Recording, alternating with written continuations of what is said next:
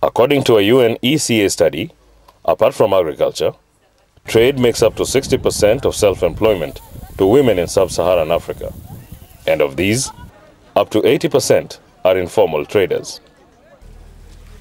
While trade policy reforms is part of the East Africa Community's integration process, the coming into force of the Customs Union and the Common Market Protocols have mostly focused on the formal economy. A strong component of trade in this region is cross-border trading. The culture over the years has been business across the border. It is a business of speculation. What is that is selling across Kenya that you can get in Uganda and take it across, and you make a big difference? We see the women, we see the disabled, and every other person getting involved. Women make up the greater percentage of these informal cross-border traders. For us to start the project, we started from scratch. So what we did a mapping of cross-border traders. We also did a mapping of the facilities available to them at the border points. And our project was really inspired by the East African community. This Article 123 that talks about women's participation in trade and business in East Africa. The project identified several constraints to informal cross-border trade amongst women, and this video highlights its findings as we take a look at doing business beyond boundaries. Tunatoa Uganda kuleta hapa na tunatoa hapa tukipeleka Kenya kuuza. Mimi, I do sell oranges, I transport it, and I also import it in Uganda.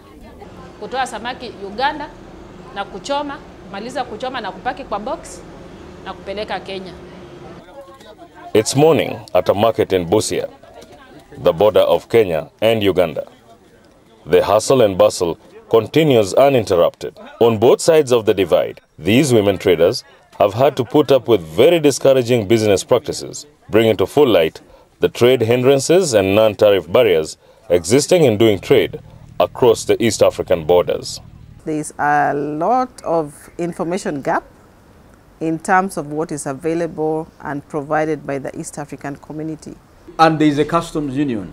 Now this customs union essentially allows goods to be traded between or among the partner states without necessary payment of import duty. And two, of course, to do that, you must ensure that these goods are certified as originating in those countries.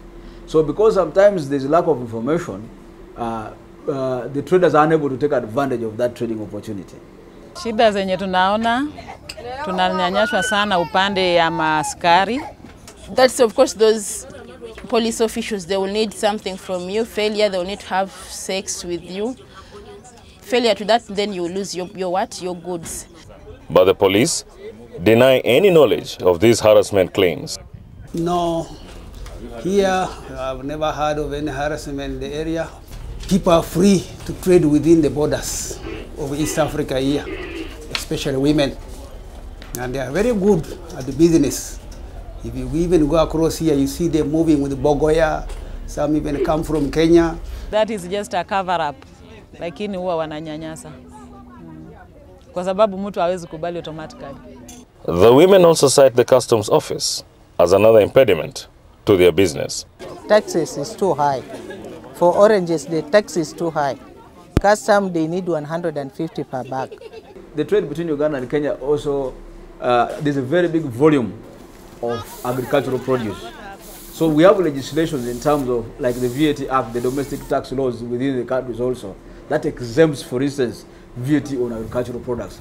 So the net effect is that a trader can actually bring goods from Kenya into Uganda without even paying any tax. Kikuwa ati tukipita border, saa zingine watatuitisha kitu fulani, leta hii, na siku zinaenda, vitu yako pengine inachelewa. Kama mimi mtu wa samaki zinaoza, unapata zimeshaoza, unarudia tena nyumba.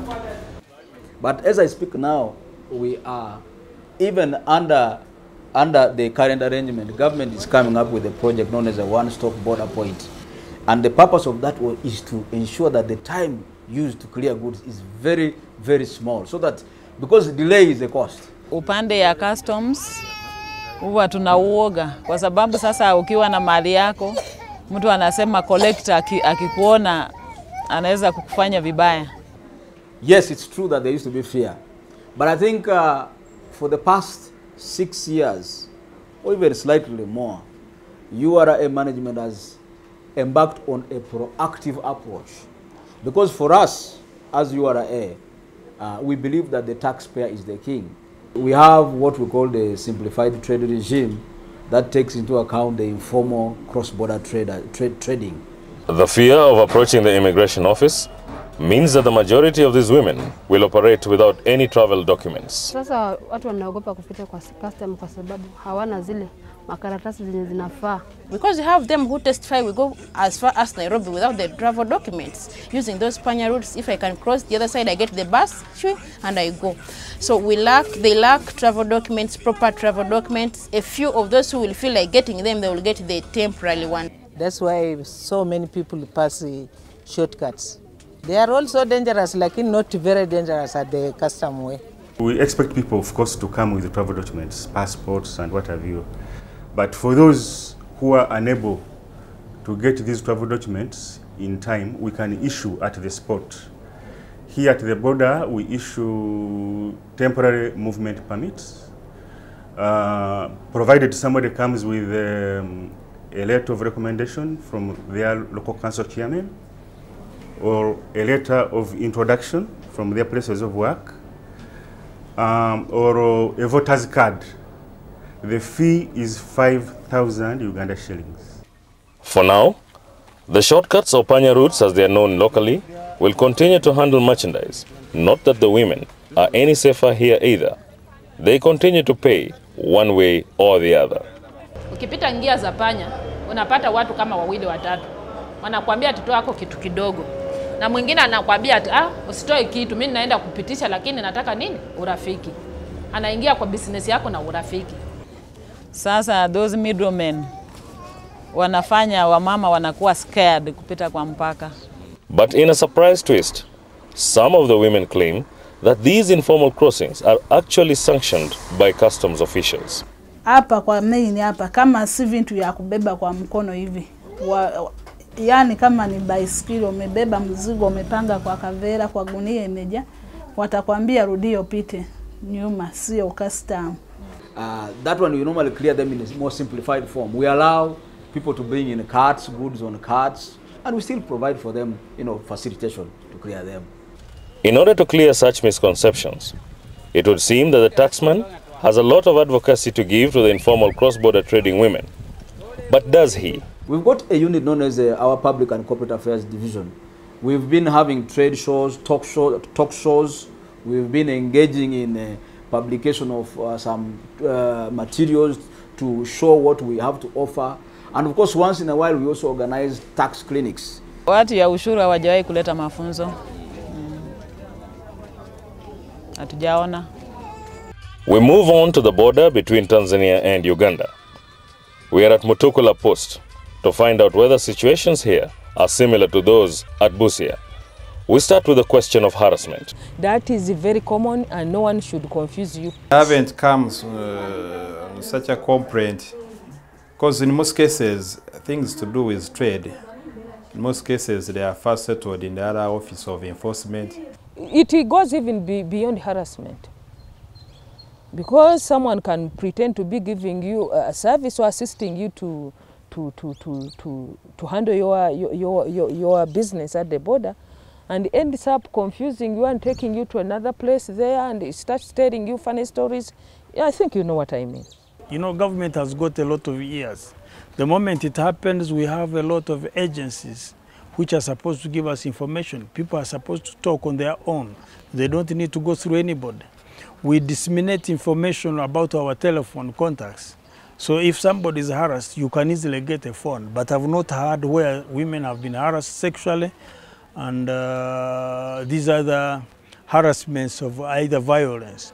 Other than the border security operatives, the customs officials have also earned the women's wrath. And that harsh language, I don't know maybe when they are the URA officials, when they are talking to men, maybe they are more humble. But when it comes to a lady, the language changes. They can even back at you. The major issue that comes up with women traders, to me, is basically the fear of paying taxes. Still the fear of paying taxes. Much stemming from a need still to make supernormal profit. But the women of Mutukula see it differently. We are partners because they need us so that they can correct the taxes. And we need them because they have to expedite the process. Make it easier for us to move. Wakiwa huku wanaongea mengine, sisi hatuelewi. Tunapata matatizo kwa sababu hawashikani, nyie kitanani chenu hawakijui. Wanasema inabidi mlipe. Sasa tunakuwa naomba tujue tani ngapi au nusu tani tunachotakiwa kulipa. Ndio matatizo tunayokuta customer. Wanatuhangaisha mno. Tanzania and Uganda partner states are all members of the common market of East Africa. So you are not going to pay import duty on those goods. But when the goods arrive in Uganda, rice does not attract VAT, so you don't pay VAT. But because you're a trader who trades to earn a profit, you will probably pay withholding tax on those goods, on the rice. So the taxes applicable in a partner state vary from item to item. The question of tax thresholds looms large in the women's mind. There is what they call a simplified clearance. That is applicable to any passenger, any trader with goods under $2,000. We clear them on what we call in customs language. So we clear them under what we call passenger baggage. That means the declaration is assessed by customs. You don't need to use an agent in that case. The declaration is assessed by customs. We assess you, go and pay, and then we release you. That is one way. But for goods above $2,000, it means the declaration has to go through an agent and do not be passenger baggage now. And therein lies the problem. You see, it's not always easy for trading women to identify the authorized custom agents and have devised their own strategy. Women have been using those, we call them panya routes, because you know, they lack information on rules and regulations concerning border trade, taxes, and even connecting women traders to markets. So women used to see it as the easiest way by using the panya routes, which has also implications, negative implications. On the other side of the border in Tanzania, women are just as confused by the customs and revenue officials. Goods originating from partnering and neighboring states are hunted down and pulled off the shelves. These are goods normally found in abundance only a few meters away from them on the other side of the border. Matatizo ila tu pombe ya Uganda wanatukataza kuuza.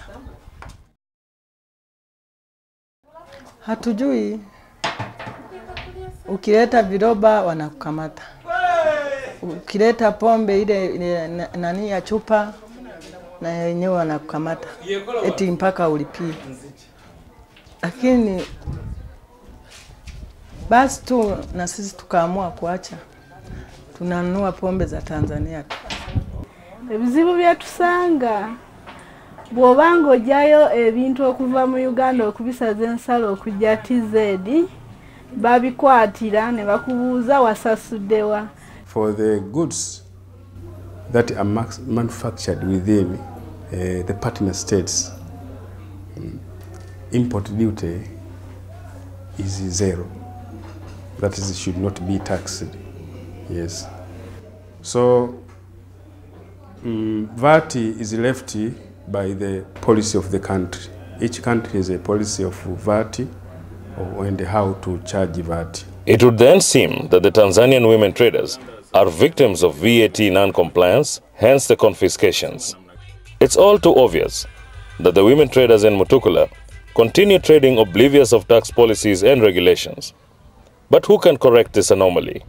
We have tried to reach out to the public through our tax education, sometimes on radios, sometimes on public forums. We invite them and we sensitize them through what is involved in paying tax. TRA, through this department, conducts various seminars. There are programs that are aired through TV, through radios, yeah. And we have some brochures that we give to the society. Mutukulo women are skeptical, and with reason. I have to be educated, but on several occasions they have been dodging. They have never attended our meetings. And for us, we take the trouble to go there. Yeah. In Ethiopia, I have never seen any public campaign organized by URA. No. We finally pitched camp at Katuna, the border between Rwanda and Uganda. Straight up we ask, how was it and what's the status now? Before, we had a scenario whereby people are using the bush. They would pass the other side.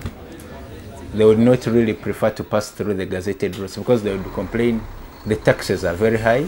They would not really visit these offices. There was that general fear for these offices. We used to have inferiority, like going to those offices. We never had all the information. But Katuna is swarming with agents who seem willing to help the women at these offices for a fee. Or at least, it looks that way. We have some agents who want to steal some money from women. You are paying for taxes and you should be paying 50,000. But the agent says you have to pay 100,000 because some money is for the police officer, for the customs officer, for immigration officer. They usually tell us the share after getting that money. I used to struggle, looking for those boys on the border, taking my things in Panya Road. Otherwise, sometimes I could see them, sometimes I could lose them. Of course, at borders and at customs borders, we have so many people are there. Some are boys and girls who are born from the land and they know how to confuse people. But our offices are open. And we have a human face, really. People should come and interact with us. And get this information. If somebody is trying to deceive you, this is how much you have to pay. The officers are there and the officials are there to tell you this is what you pay, and you get information from the right source. The other daunting challenge for the women is still that of travel documents. Going to the Rwandan side, it's very hard unless you have this passport. And sometimes you are stopping in the nearby markets where I would think that even a passport isn't needed. Like them, when they are coming to Uganda, when they have this national identification, they are not bothered as we are bothered when we are going there in Rwanda. But according to Rwandan border officials, that was then. Nowadays, it's different. With immigration offices, we have reduced by just encouraging them to come with their IDs and get free passes to go across to Uganda or even Rwanda. It is free movement.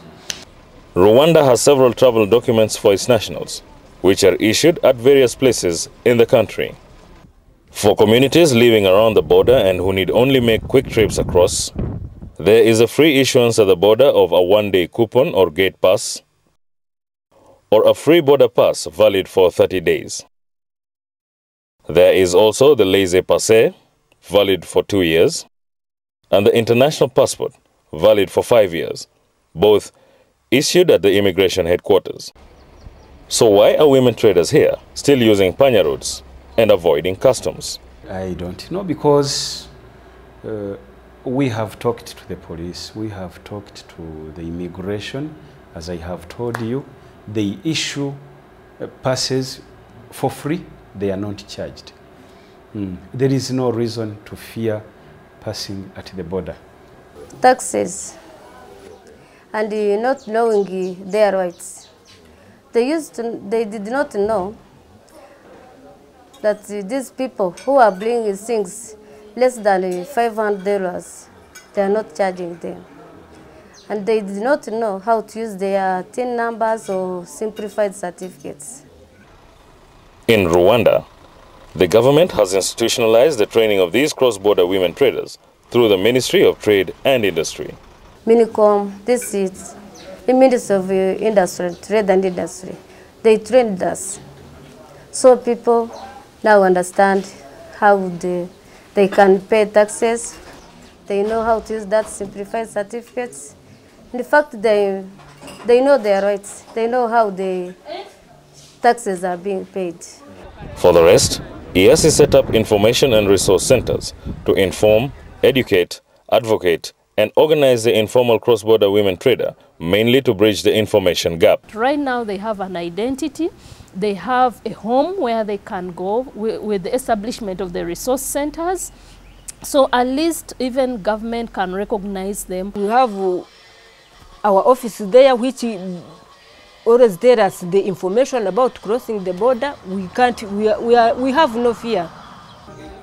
To give them more visibility and recognition, the women have formed themselves into trade associations.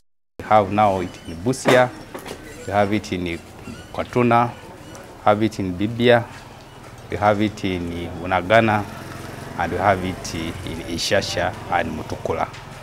And within these projects where we are looking at gender and trade, we have partnered with the Uganda National Chamber of Commerce and the Uganda Export Promotion Board, where we've signed an MOU. And through this, Uganda Export Promotion Board is partnering with us to promote the resource center in Tukula. And the Uganda National Chamber of Commerce is providing us with information on opportunities for trade that always come their way. They get a lot of opportunities, a lot of offers, and this is something that we then pass on to the women informal cross-border traders and even the non-formal cross-border traders. Different independent groups are free to organize themselves and then seek a specific engagement with URA to be tailored towards them. And I'm glad to say that the women have proved to be more organized than the men. In both places, these women are there. They have formed cooperatives in cases of Rwanda. We have been helping them, informing them on how to go about it. How have I benefited from this organization? The trainings that it had for us, it has really empowered us as the women in business. Initially, we used to just walk around with our businesses using the back roads, but we are no longer using that. Networking among similar border associations has helped expand their business beyond the original dreams and operation scopes. As we visit our office there, some people who also make handicrafts, we have got their telephone number. We are trying to call them and see whether they can tell us what they want, and they know what we want, so that we can exchange. And they are using the mobile money method. This is also a level of trust, because just by sending the mobile money, then the other party sends the handicrafts. And the woman in Busia has been able to increase her income actually by more than 200%. She started off with about $20, and now she's making more than $100. At the women's request, EASSI has since gone ahead to re-equip the women. They even know that now they need the skills in terms of entrepreneurship, business management, and they know that actually they've identified where they feel they really need, because for us that is also an achievement, the fact that they know that there is something that they are missing. This project is for the women's eyes to be opened and for them to hold our governments accountable. Governments have put in place protocols, but they have forgotten to put in place the infrastructure. I think even customs officials, many border officials are still not very cognizant of the protocols, for example, customs union. And therefore you find they are applying very, very old rules that are not part and parcel of the East African community. Our government needs to honor that treaty by promoting women in business. Our government ought to have really robust programs where women, especially informal cross-border traders, are given opportunities to trade, opportunities to learn, opportunities to showcase, and even opportunity to access credit. bese ne yeri